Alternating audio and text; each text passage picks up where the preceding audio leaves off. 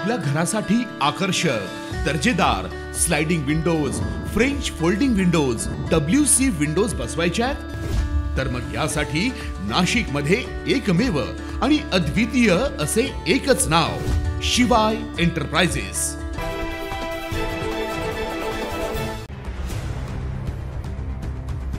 पाणीबाणी नाशिक पूर्व आणि सिडको परिसरात आज पाणी पुरवठा बंद। महावितरणच्या कामामुळे मुकणे धरणातील पंपिंग ठप्प।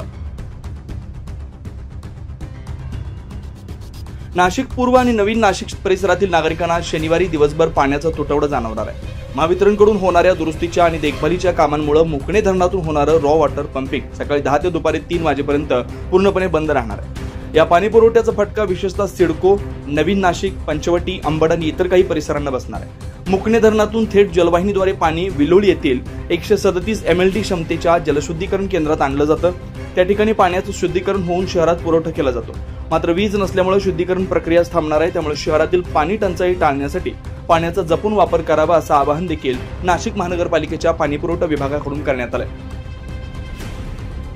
9 न्यूज महाराष्ट्र ब्युरो, नाशिक।